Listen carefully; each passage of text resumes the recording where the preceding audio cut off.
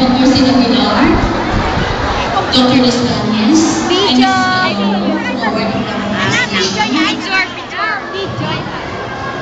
let me read the citation first. Picture. Association of Private Schools Administrators, Division of Taguig and Baqueros, Ano gagawin?